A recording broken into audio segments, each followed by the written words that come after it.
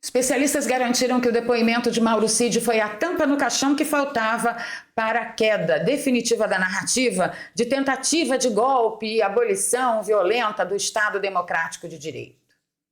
E temos também juristas garantindo que se o Brasil estivesse realmente num verdadeiro Estado Democrático de Direito, nós não teríamos visto por aqui o que vimos ontem.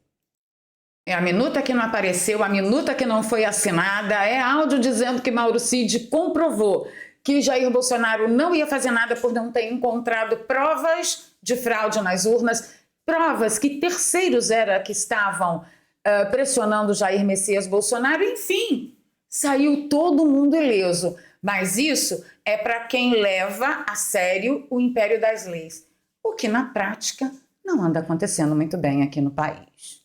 Juristas estão dizendo isso porque o juiz, ele era a vítima, era o relator e dizem as más línguas por aí que também era o investigador que mandava a equipe dele caprichar na criatividade, caso não encontrasse nada que corroborasse com a sua afirmação.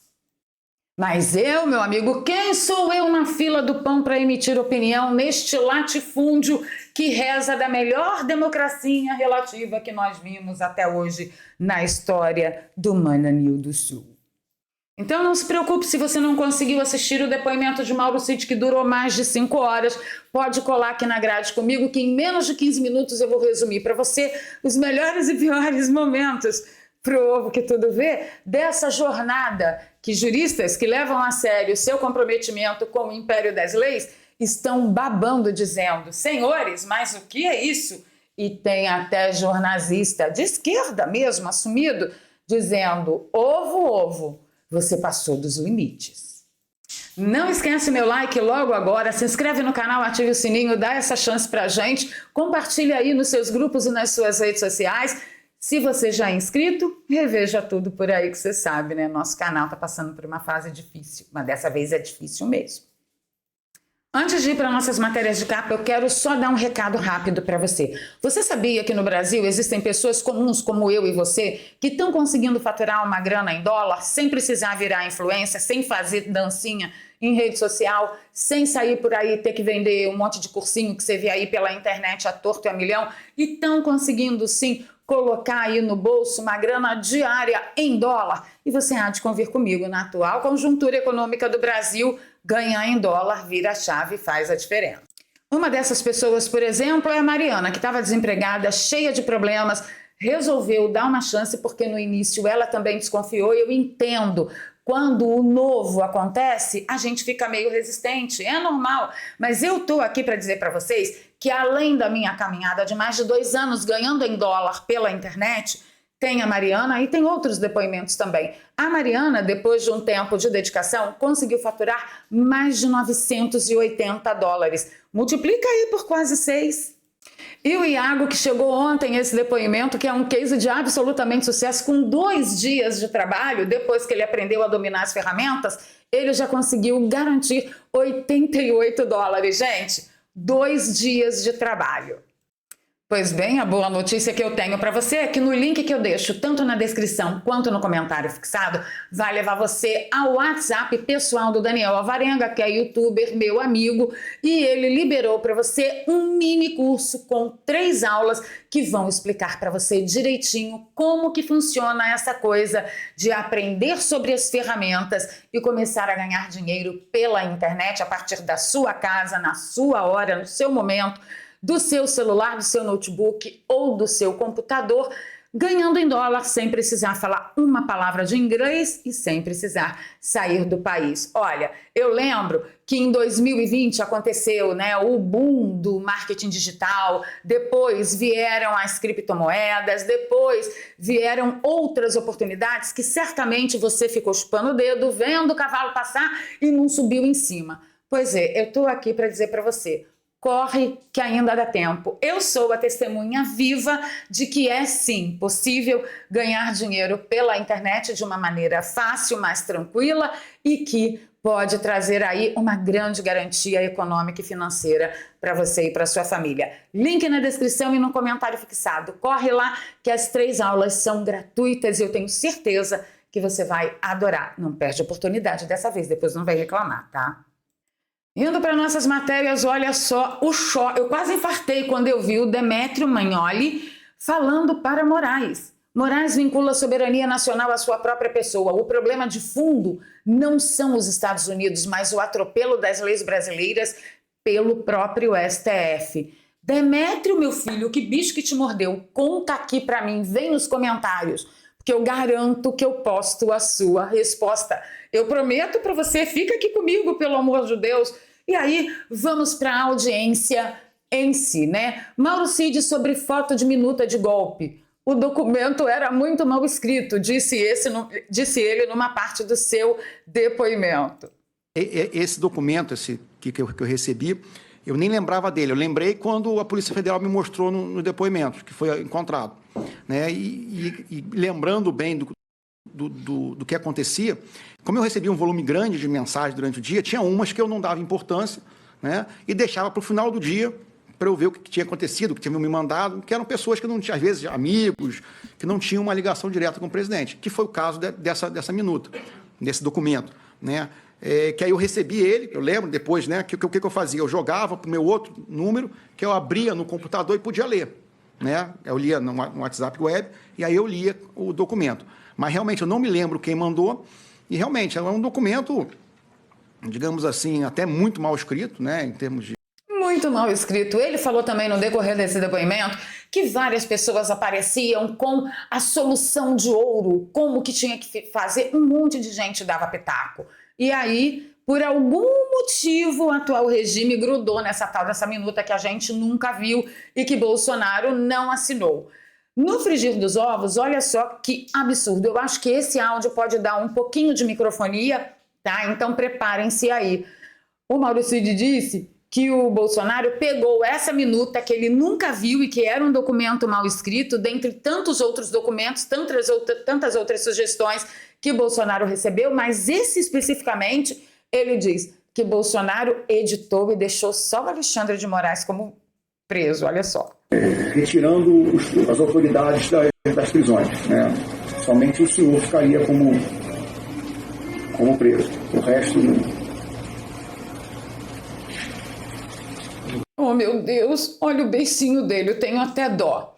E aí o Paulo Figueiredo também comentou sobre um trecho do depoimento do Mauro Cid que foi, assim, absurdamente claro. Mas antes disso, Paulo disse: alguém em algum planeta pode justificar o Alexandre de Moraes presidindo e relatando um processo onde ele aparece como centro de gravidade e o único cuja prisão foi discutida?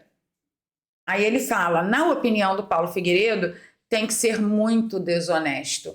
Eu não tenho opinião nenhuma, porque depois que saiu aquela matéria que o governo investiu 50 milhões de realzinho, 50 milhões de lule para pagar um grupo, para ficar procurando as pessoas que falam mal do governo na internet, então assim, quem está falando é o Paulo Figueiredo, tá? Vamos partir para um outro trecho, né, uma outra parte do depoimento de Cid, que o Fux, ele colocou o pé na balança da justiça mesmo. Olha só. Em várias ocasiões o senhor falou que nessa qualidade de anteparo o senhor tinha a função de pressionar o presidente para assinar minutas do Estado de Defesa, Estado de Sítio e etc. e tal. Esse documento foi assinado? Não, senhor. Não foi assinado. Em nenhum momento. Eu poderia parar o vídeo por aqui, mas eu vou continuar porque eu sou dessas, tá? Fica aí comigo, já deixa seu like e já vai deixando seu comentário, que eu tô aí nos comentários junto com vocês. O Vinícius Carion pegou um trecho muito interessante que ele diz. O advogado de Bolsonaro pergunta se ele tem prova do que ele está dizendo. Por quê? Porque num dado momento do depoimento dele, ele disse que o Braga Neto e Bolsonaro, Braga Neto era o elo entre Bolsonaro e o tal do golpe. Aí, meu filho, foi emparedado pelo advogado de Bolsonaro. Ouvam isso. Disse ao eminente ministro Alexandre de Moraes, em determinado momento, que o general Braga Neto seria o elo entre os manifestantes e o ex-presidente, né, em termos de informações e tal. O senhor tem prova disso? Não, senhor. O general Braga Neto, ele todo dia, ou às vezes ia 2 vezes por dia, 1 ou 2 vezes, ele atualizava o presidente do que estava acontecendo. Né? A pergunta é objetiva. O senhor tem prova dessa? Não, senhor. Não tem. Não, senhor. Podemos acabar o vídeo por aqui, mas não vamos acabar porque eu sempre deixo o melhor para o final.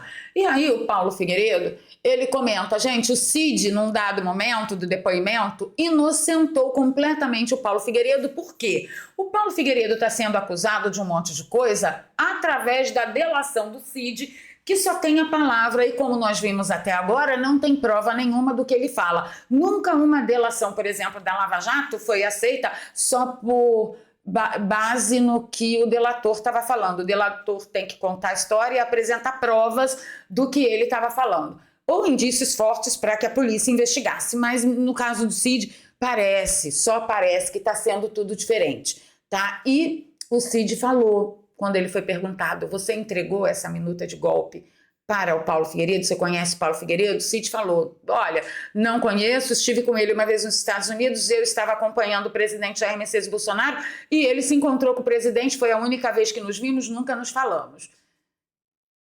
Parece que não tem mais do que acusar o Paulo Figueiredo, porque se o delator está dizendo, não passei o documento para ele, não tive contato com ele, não passei informação para ele, não conhecia ele, o que mais que o Alexandre de Moraes teria contra o Paulo Figueiredo? E ele comentou o seguinte, acabou, o Cid acabou de me inocentar, eu nunca agi por ordem de ninguém, muito menos do presidente Bolsonaro, nem para causar divisão nenhuma, apenas expus aos civis as tensões e realidades que já eram até de conhecimento nos meios militares, joguei luz nas trevas, boas fontes eu tenho, isso é jornalismo, não gostou? Mande áudio chorando, por favor. Eu tenho muita vontade de falar isso que o Paulo Figueiredo falou, mas não fui eu que falei, foi o Paulo Figueiredo, tá? Para coroar aqui... Eu, inclusive, coloquei esse trecho aqui no nosso canal, porque foi muito engraçado, gente. Segura aí. O Mauro Cid teve que confessar, ministro, o senhor foi muito criticado, falaram muito mal do senhor. Segura aí, segura aí. A minha questão, ministro, é que ele colocou, não só hoje, mas numa outra oportunidade, que seria até uma questão de uma conversa de bar, né? Fez aí uma metáfora a esse respeito. Mas eu queria saber se nessa conversa de bar, dentre os assuntos que foram tratados, porque ele falou que existia insatisfação de parte dos militares, que tinham radicais, etc. e tal. Eu queria saber o seguinte, dentre essas conversas, surgiu alguma coisa a respeito de uma minuta a ser entregue para o presidente, para ser mandada? Teve uma minuta? Nessa reunião do dia 28. Teve conversa sobre algum documento escrito relacionado a um golpe de Estado? Então, nessa reunião dos quids pretos, no dia 28, houve conversa sobre a elaboração de uma minuta? Não, senhor. E nessa conversa explicou o conceito militar de centro de gravidade que foi atribuído a Vossa Excelência por uma das pessoas. Eu queria entender se nessa reunião Vossa Excelência, o nome de Vossa Excelência constou como centro de gravidade, porque se a pessoa parece que fez uma anotação, ministro Alexandre, como centro de gravidade. Isso também não foi conversado na reunião?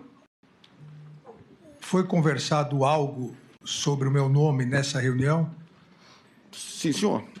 O senhor foi... O quê? O senhor foi muito... Olha a cara... Olha a cara do Mauro Cid e a cara do Moraes. criticado. Só? O senhor tem que falar a verdade. Sim, senhor.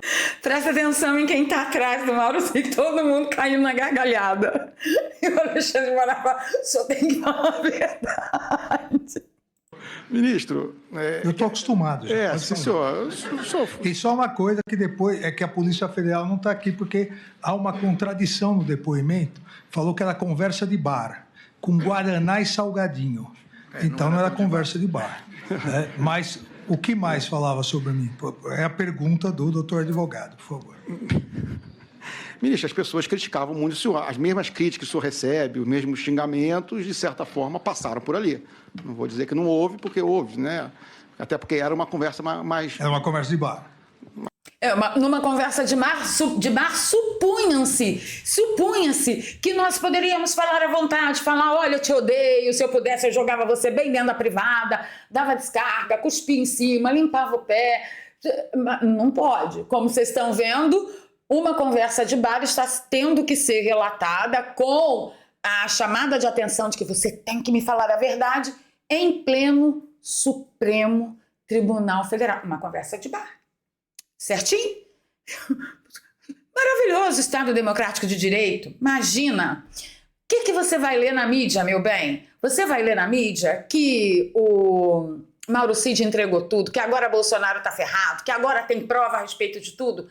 E, na verdade, como eu acabei de mostrar para vocês, não tem. Se os advogados forem minimamente competentes, eu acho que a narrativa de golpe foi soterrada. Mas o Otávio Guedes, ele disse o seguinte, que há 2 relatos que pesam muito contra o ex-presidente. A edição da minuta de golpe. Edição da minuta de golpe que ele não assinou e que ninguém esteve presente e que a minuta também não apareceu.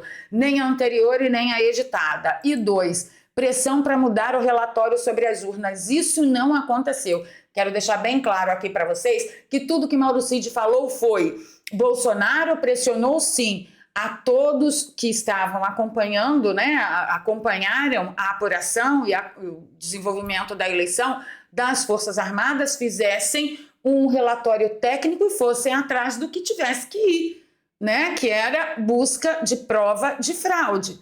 E aí o idiota do Otávio Guedes vem e diz, pesa muito. Não pesa não, meu filho, não pesa não.